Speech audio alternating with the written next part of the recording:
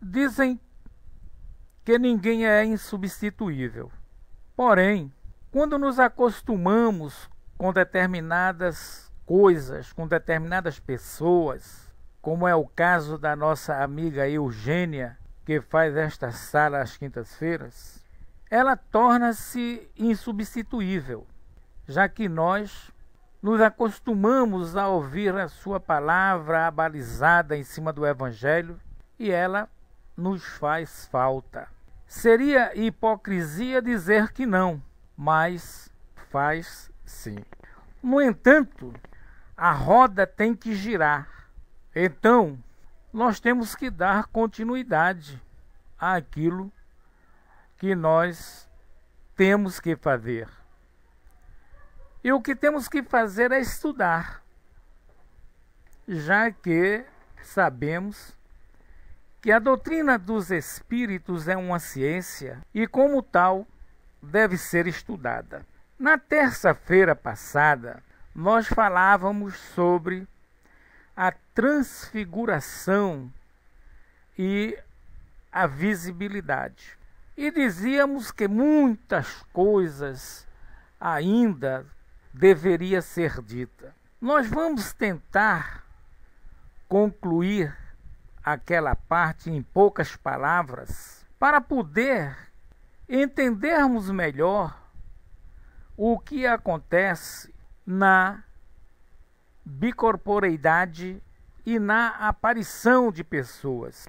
Haja vista que esse tema aparição foi ou estava contido naquela terça-feira, quando se falou da visibilidade.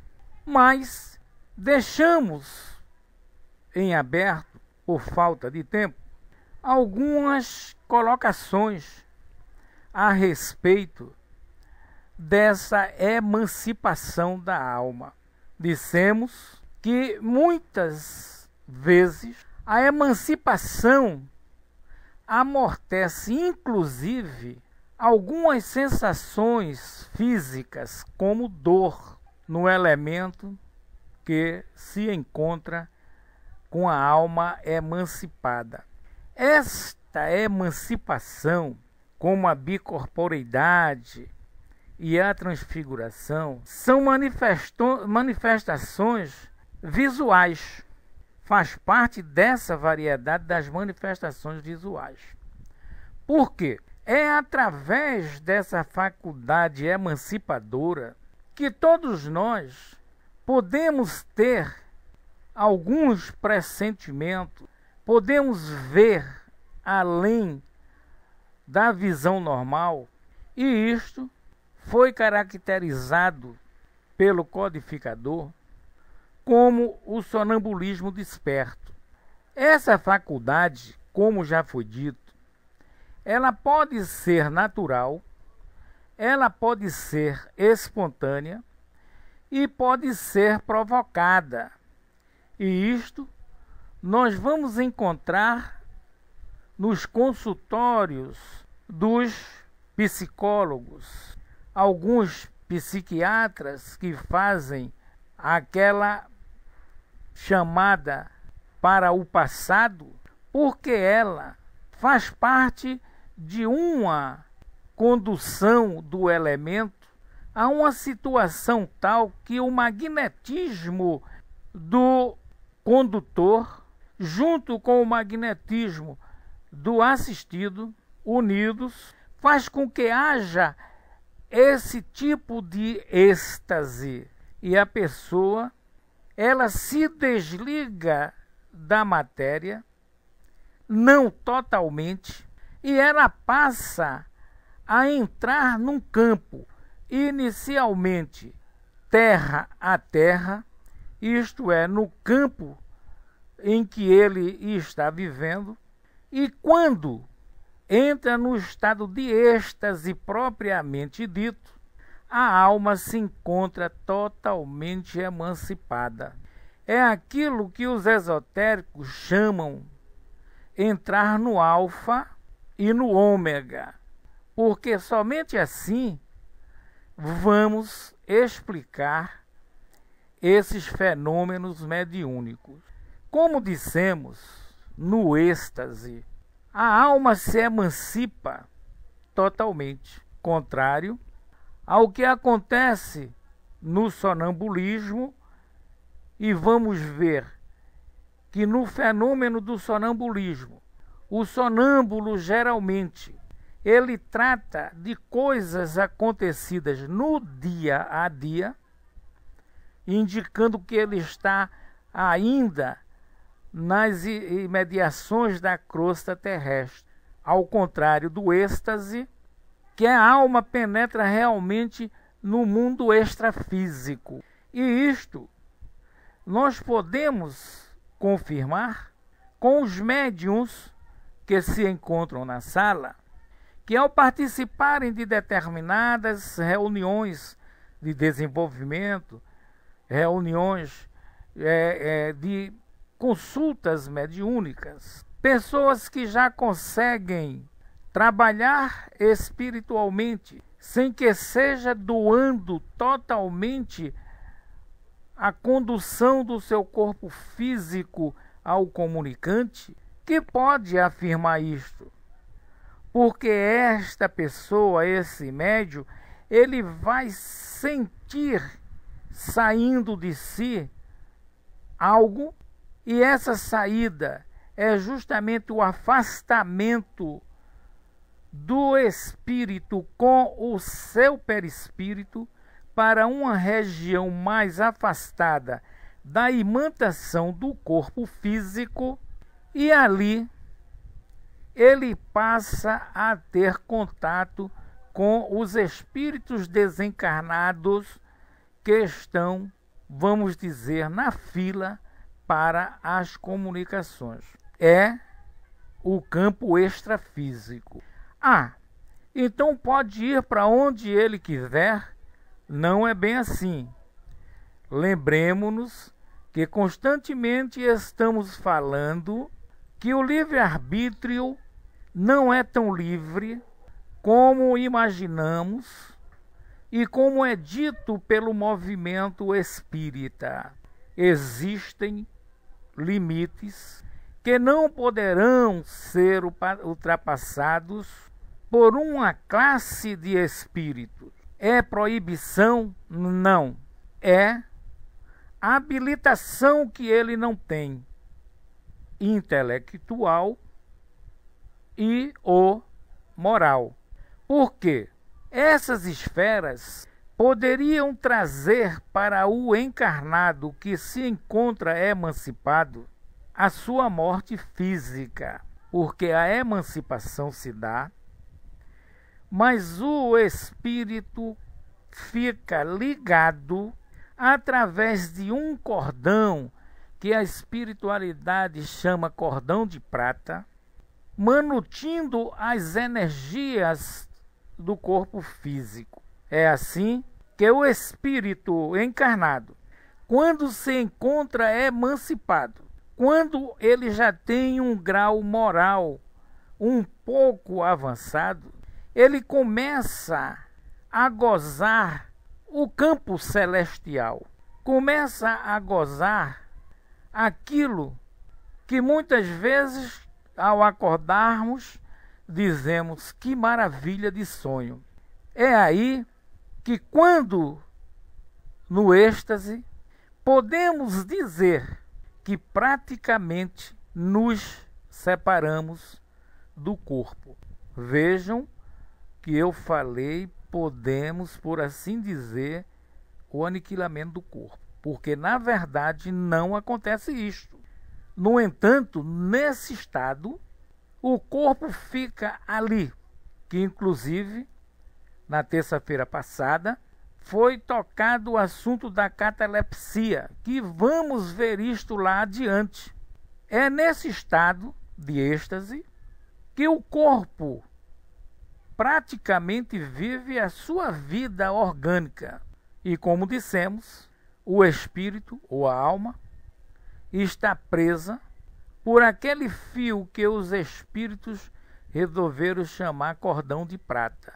Isto nós podemos ver e estudar no capítulo, na questão 455 do Livro dos Espíritos. No entanto, meus amigos, meus irmãos, então, o elemento que entra em êxtase, estando ligado diretamente ao mundo extrafísico, com os espíritos ou entre os espíritos, ele não erra.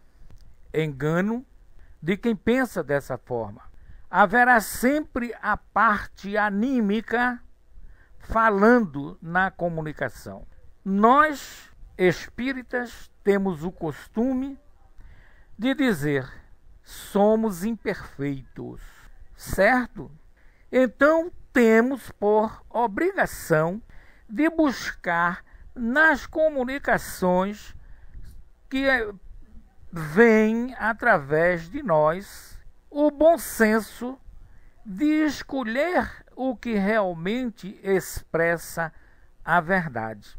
O livre-arbítrio, ele será amplo para aquele espírito que chegou no cume da casa, lá no alto da escada, nos degraus intermediários, haverá uma verdade relativa para o momento em que se está vivendo, porque os espíritos, ao saírem do jugo da carne, eles vão manter todos os seus vícios, todas as suas paixões, levará consigo as aquisições intelectuais e morais. E muitos não conseguem sair da esfera, sair da crosta terrestre, aonde os vícios e as paixões lhes prendem. É aqui que nós começaremos a entender os sonhos de maus conselhos que muitas vezes nós recebemos diante de uma incerteza nossa. Nós temos uma incerteza e pedimos auxílio. E o auxílio virá daquele que estiver mais perto, dentro do conceito vibratório. Observemos também que essa palavra exaltar, ela nos indica uma outra coisa. Porque você, quando em determinado momento, você, por isto ou por aquilo, você toma determinadas atitudes, dizemos que há exaltação. Há uma alteração no campo mental. Não é verdade? É aqui que nós começaremos a entender o porquê de estarmos tanto malhando em cima disto, para dar um entendimento maior aos nossos estudos. É nesse estado de exaltado que o elemento geralmente sai da sua faixa vibratória e entra num estado de êxtase, de forma tal que ele se perde nos seus atos internos. O êxtase é uma contemplação do ser, e essa contemplação ela se dá no mundo extrafísico. É uma admiração que você pode ter por alguém e você fica de forma tal que fica absorto. Você não vê o que está em torno de você. E é assim que nós começamos a entrar em contato com a espiritualidade. Não podemos, então, acreditar piamente nas revelações dos estáticos. Aliás, dentro do campo mediúnico, eu diria que toda e qualquer comunicação merece passar pelo crivo do bom senso, para não sermos arrastados pela avalanche da boa-fé e levados aos abismos. Dizem os espíritos que o maior escolho da mediunidade, principalmente no seu início, são as obsessões, ou os assédios que os espíritos fazem aos médiuns que estão se preparando. Eles podem ver, ouvir, sentir, e somente os espíritos de ordem elevada que a gente vai ter realmente boas comunicações. Tudo isto são fenômenos naturais e explica-se quando estudamos as propriedades do perispírito, que não há diferença entre a do encarnado e do desencarnado. As propriedades são as mesmas. E esse perispírito, ele está sob o comando do espírito, podendo ele, o espírito, tornar-se visível ou não. Por quê? Sob o comando dessa usina geradora de energia, a qual nós chamamos de espírito ou de alma, há a condensação fluídica nos mais diferentes graus, para que ele possa se mostrar da forma que ele precisa ser visto. A alma, quando encarnada, ela tem as mesmas possibilidades de se apresentarem aonde quer que seja necessário a sua presença.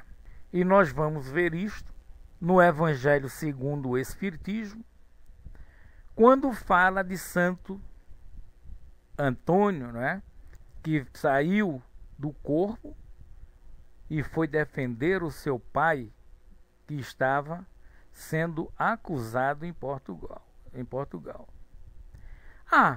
Mas só pode acontecer isso quando está dormindo o corpo? Para alguns, não. Mas para a grande maioria, sim. Porque é quando o corpo está no repouso do sono que o espírito se emancipa. Todas as noites, todos nós fazemos isso. E viajamos. Quem aprende através de exercícios, viaja todas as noites. E se integra às equipes socorristas da espiritualidade para fazer trabalhos maravilhosos, podendo aparecer a pessoas na mais distante cidade que estiver. Mas também pode acontecer estando ele acordado. Isso depende muito dos exercícios que a pessoa fizer. No caso da bicorporeidade, vamos explicar primeiro, é o fenômeno pelo qual a pessoa viva, o espírito encarnado, ela poderá aparecer em dois lugares distintos. Espera aí. O espírito então se divide? Não é isto.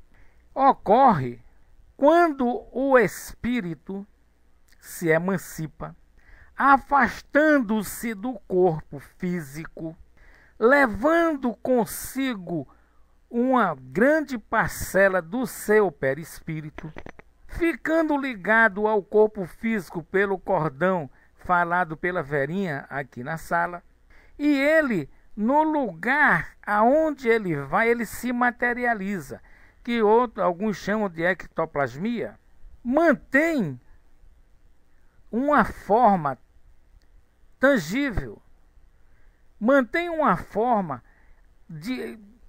aparentemente conhecida por todos, e o seu corpo e está ali naquele lugar como se ele estivesse cochilando, dormitando, naquilo que nós chamamos de transe. O espírito que já tem uma certa autoridade ou tem uma certa influência maior sobre as energias, ele pode inclusive caminhar ao lado do seu corpo físico, e estando ele desdobrado, sem nenhum problema para eles. É nesse campo que nós vamos observar que somente num lugar está o seu corpo, no outro está o espírito com o seu perispírito materializado. É aí que nós vamos encontrar a bicorporeidade. Não admite que haja terceiras pessoas. Os encarnados, ele possui somente o corpo físico e o espiritual. E isto aqui nós falamos quando da transfiguração, e falamos quando Jesus sobe ao Monte Tabor, que aparece radiante com toda a sua luz, junto a ele Moisés e Elias, mas subira com o mestre àquele monte 3 apóstolos dele. Logicamente, cada um deles estava alimentando um espírito para que pudesse haver aquela aparição e a transfiguração. Ali houve os dois fenômenos ao mesmo tempo. Jesus mostrou-se com toda a plenitude da luz que ele trazia consigo. Mostrou-se em espírito e em verdade. Foi uma das maiores lições que pouca gente quer entender. E o fenômeno da vidência propriamente dito, porque ali apareceu tangível os espíritos de Moisés e de Elias. É neste caso que o corpo físico é a presença real com a vida orgânica, e o espiritual é uma presença aparente. Ele tem um tempo para se desfazer. Poderá até futuramente ele voltar a se aglomerar as energias, formando aquele corpo, mas ele não é permanente. Na questão 92 do Livro dos Espíritos, os Espíritos dizem que somente um corpo pode ter a vida ativa e inteligente, e é o corpo físico, que é a morada do espírito. Do outro lado, mesmo a inteligência, estando de posse do seu perispírito, materializando ele, nós não vamos ter uma divisão do espírito. Haverá sempre um espírito, uma inteligência falando através de ambos os corpos. Muita gente faz uma confusão enorme entre a bicorporeidade com projeções mentais. É preciso que a gente entenda que a projeção mental é algo que você pode fazer. E, pois é, Tico, não é difícil você ver. Agora, o maior problema, Tico, daqui, sabe o que é? É que a gente não liga importância para as coisas que acontecem conosco no dia a dia. Sabe, Tico? Porque a gente se observar, vocês haverão dizer, por que Juarez é tão repetitivo recomendando esse livro? Você vai ver, Tico, que tudo o que acontece conosco não é por acaso. Você está na rua caminhando e de repente uma pessoa diante de você faz um comentário esse que vai se encaixar certinho em cima daquilo que você está precisando, está pensando. E isto aí é o que os elementos chamam para que tenhamos a atenção para esses avisos, tá? Seriam assim, atento aos avisos que são dados pela espiritualidade através de outros. Você está aqui na sala, é o caso de muita gente, eu vou para a igreja, vai para a igreja. E quando chega lá, em determinado momento, uma palavra do pregador toca-lhe profundamente na alma. Quem estiver atento, pega aquilo e guarda para si e vai refletir. Eu vou mudar ou não vou. E outros vão ali, ouvem e tchau. Acabou-se. Mas você vai observar, Tico, que o fenômeno acontece a cada instante. Você não se apercebe porque você não tem alguém ao seu lado como teve Jesus, aqueles 3 apóstolos, e disseram: Senhor, vamos fazer as tendas. Ele, calma. Mas quantas vezes a espiritualidade amiga, seus protetores, te acobertaram de determinados perigos, formando em torno de você um corpo totalmente diferente do seu. Você nem se apercebe. E você doa ectoplasma seu para que esses fenômenos venham a acontecer.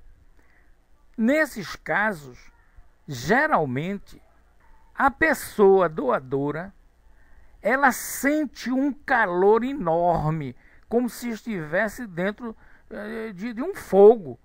E não é de queimar, você sente aquele calor dos pés à cabeça. A espiritualidade está agindo. E mesmo nós, como espíritas, não damos atenção a esses fatos. O êxtase, quantos de nós sonhamos acordados? Quantos? Em determinado momento, nós nos sentamos, nos deitamos, aí relaxamos. É o que os psicólogos fazem em seus consultórios, colocam o elemento, os psiquiatras, lá no divã, uma música leve, suave, uma luzinha bem... E eles começam então a dialogar de mansinho e tal, o elemento relaxa, entra em êxtase e faz aquelas terapias. Da mesma forma, acontece conosco, quando muitas vezes nos sentamos em determinado lugar, ficamos tão absortos com a beleza do lugar, ou a própria espiritualidade nos retira espiritualmente dali e viajamos no espaço. Estamos num lugar maravilhoso, vendo coisas que depois nós não acreditamos. Poxa, onde é que eu estava? Por que aconteceu isso comigo? Enquanto que a projeção mental acontece muito em determinados trabalhos que são feitos em casas espíritas, onde os médiuns se reúnem em grupo e passam a fazer determinado trabalho. Para isto, é preciso que haja muita harmonia no grupo. Eu falei, Tico, na transfiguração, eu falei na vidência e falei na questão das projeções. Veja bem, eu falei em todos esses fatores da mediunidade. Quando você fez a pergunta que não conhece outra ocorrência, creio eu, que você falava da transfiguração. E eu mostrei para você que isto acontece no nosso dia a dia e nós não nos apercebemos. Porque muitas vezes estamos entrando em determinados locais uma verdadeira fria. Por não merecermos, o seu mentor espiritual atua junto de você, faz com que você doe as energias necessárias e haja uma total transfiguração na sua fisionomia.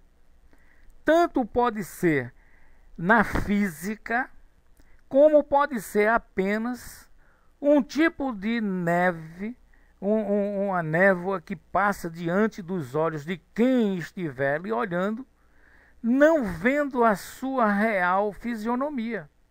É como se você estivesse de óculos e o óculos embaçado. Justamente, Tico, é isso aí. E no caso, muitas vezes, com relação à bicorporeidade, a pessoa se confunde muito com essas projeções mentais. Porque no caso da bicorporeidade, creio eu, salvo o melhor juízo, é preciso que você tenha consciência do que está fazendo e tenha um determinado controle sobre o que você está fazendo. No caso da projeção, todos nós fazemos projeção. Por isto que Jesus, diante da mulher tida como adúltera, ele diz: vá e não pequeis mais, nem em pensamento. Por quê? Porque quando nós pensamos, nós levamos conosco o que é o pensamento. Não é um atributo da alma, do espírito? Então a alma está ali.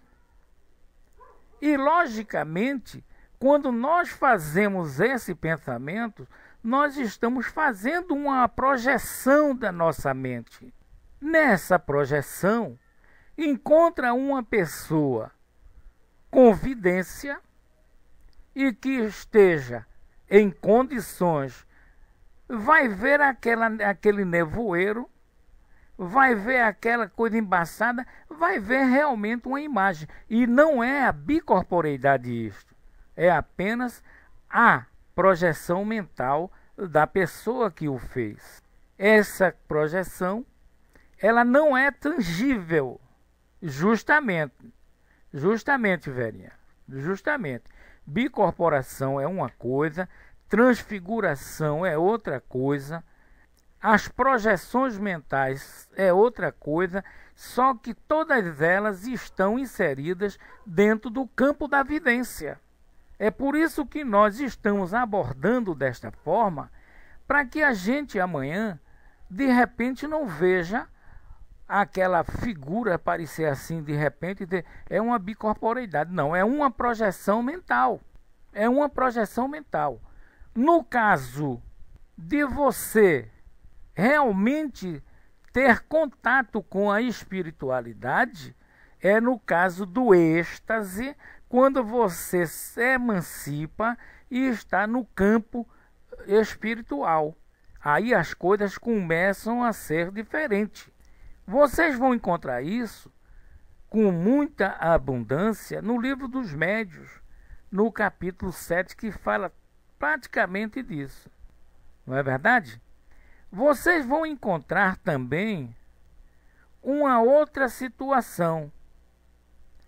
Porque o elemento, o espírito desencarnado, ele pode se tornar tangível? Sim, sim. Não é uma alma? É uma alma, não é um espírito? Ele torna-se tangível. Para essa tangibilidade, ele vai precisar usar as suas energias, a energia do ambiente aonde ele vai se tornar tangível, a energia dos circunstantes que estão ali, para formar um todo. Assim ele se apresenta. Ele vai apresentar-se tal e qual uma pessoa viva. Tem um livro chamado O Matuto, que esse livro trabalha praticamente em cima dessa tangibilidade. Uma outra coisa é confundir bicorporeidade com bilocação. A gente vai encontrar o espírito encarnado em dois lugares, aparentemente ao mesmo tempo. Nós podemos encontrar alguma coisa a respeito disto em um dos livros de Edgar Armand. Por quê? A bilocação já dá a entender que são dois lugares aonde haverá manifestação. Aqui e lá em São Paulo houve a manifestação, foi a bilocação. O espírito se deslocou para dois lugares diferentes. No caso da bicorporeidade, são dois corpos. O corpo físico ficou aqui, o espírito levou o seu perispírito e se materializou no outro lugar. Quer dizer, ele está em dois lugares diferentes. Tá dando para entender isto? Vamos aí. Isis, Rosângela, Amélia, Caminhando, Fernando, Léo, Manuela, Tico, Tobias, Verinha. Tá dando para entender esse trocadilho, essa coisa? Sim, Antônio de Pádua, né, Verinha? Ele fez o quê? A bicor, né? A bicor. No caso da bilocação, é aquilo que é dito. O espírito, quanto mais elevado, mais alto ele está, ou mais capacitado. Eu gosto de dizer isso, porque eu não sei o que é que está em cima e embaixo. Aonde está o em cima e o embaixo. Eu prefiro mais elevado. E ele irradia com mais possibilidade e com mais força, né? Então, na bilocação, o espírito ele se exterioriza e vai se manifestar em outro local. É o que nós, muitas vezes, estamos trabalhando com um espírito e não entendemos se ele está encarnado ou desencarnado. Por quê? É um espírito de vivo. E de repente ele se desloca daquele lugar onde ele se encontra e vai até o médium através da psicofonia e faz suas revelações. Deixa o corpo num estado de êxtase e ele está emancipado. Então a gente tem que tomar muito cuidado e é a razão de sempre estarmos dizendo: é preciso que haja muito estudo, muita observação, não ler apenas por ler e vamos em frente. E há perigo de morte? Não há perigo de morte. Agora há o temor. Por quê? Porque o médium, ele não se prepara ou não está preparado pela casa, pelos coordenadores de estudo, para vivenciarem esse momento. Aí fica difícil. Quando o espírito se afasta, tá? Ele fica ligado pelo cordão umbilical e prevê, porque ele não está vendo com os olhos físicos, ele está vendo por um todo, sentindo por um todo. Então qualquer coisa que venha fazer perigo ao corpo físico, ele de imediato ele volta. A comunicação entre o corpo físico, a mente e o corpo é constante. Mas tem gente que morre dormindo. Estava com o corpo físico num descanso natural. Mas diante do perigo, o espírito retornou. De certeza, ele retornou. Se morreu, é porque chegou o momento daquilo acontecer. Esse corpo que aparece através da bicorporeidade, não se enganem, apesar de ter todas as aparências, inclusive podendo ser palpável, é um corpo fluídico, não é um corpo orgânico. Esse corpo, ele não pode ser ferido, como querem alguns. Analisem que algumas pessoas falam que o perispírito foi ferido. É como esse corpo. O que podemos dizer com relação a isto é que o elemento que teve uma morte violenta, um elemento que espiritualmente não se encontra preparado, ele vai sentir esse ferimento por muito e muito tempo, porque ele vai se sentir vivo, ele vai sentir, porque o perispírito, Verinha, não é uma construção do espírito. Então o espírito, ele vai tocar naquele corpo grosseiro para aquele momento, vai sentir o ferimento e vai cristalizar na sua mente que está ferido. Onde ele vai sentir esse ferimento? Justamente no corpo que ele preparou para si próprio. Quando, na verdade, aquele corpo é um campo energético preparado pelo próprio espírito, que se desfará. Não é verdade? Tem um livro que eu não cheguei a ler, Bases Científicas do Espiritismo, que ele mostra a materialização de uma mão. E essa mão sofre um atentado e não houve nenhuma consequência para o médium que estava distante. Embora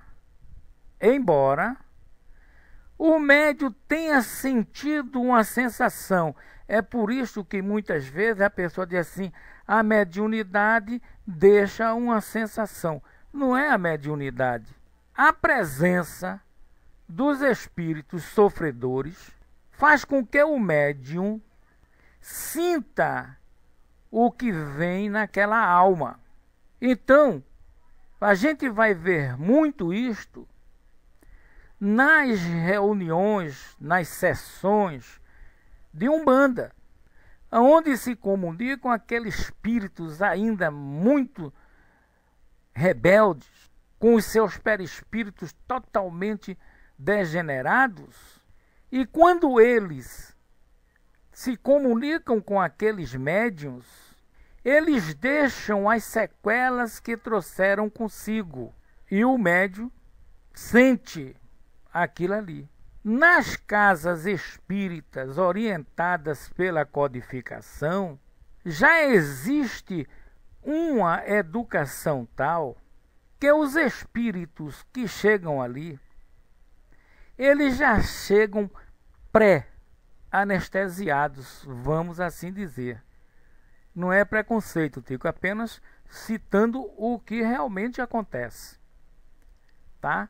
Então você vai observar que eles chegam ali preparados antecipadamente pelos mentores da casa para não deixar esses miasmas no médium. Sim, Tico. Sim, com certeza. No entanto, ali naquela casa, eles já vão previamente preparados para não passarem as energias que trazem consigo. Tá? Então, são coisas que a gente precisa, tá certo? Então, já foi dito aí a bicorporeidade de Antônio de Pádua, de Santo Afonso Aliguori, né? Uma coisa assim que eu não conheço. Então, um livro que fala muito a respeito disso é Nos Domínios da Mediunidade, tá? Fala da materialização, que não deixa de ser isso aí. Portanto, muitas coisas ainda vamos estudar com relação a este campo. Na próxima semana, nós vamos abordar os médiuns, praticamente o capítulo 14 do Livro dos Médiuns, tá? Com a diferença, como eu já disse para vocês, neste livro Obras Póstumas, o senhor Kardec resolveu fazer ele próprio a sua interpretação. Então ele explica detalhadamente o que acontece em cada um desses fatos, desses fenômenos mediúnicos.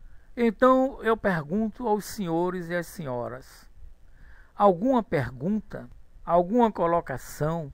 Isis, Rosângela, Amélia, Caminhando, boa noite, Caminhando, seja bem-vindo. Enilda, Fernando, Léo, Mr. M, Manuela, Tico, Tobias, Vanessa, Verinha. Alguma pergunta, alguma coisa ficou no ar, alguma dúvida? Não, Isis, com certeza. Tico, eu posso garantir a você que é um espírita. É um espírita. porque ele não tem denominação. Ele simplesmente é um estudante que ele busca as raízes, né? Ele busca as raízes. Eu sei. Mas vocês têm alguma pergunta a fazer? Tem alguma colocação?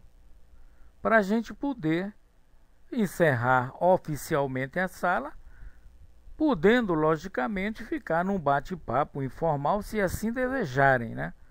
Mas tá na hora. Ô Tico, eu digo para você que o espírita, ele é mais evangélico do que os pentecostais. Que dentro do conceito da doutrina dos espíritos, o espírita procura ao máximo chegar o mais próximo possível dos conceitos evangélicos, não é?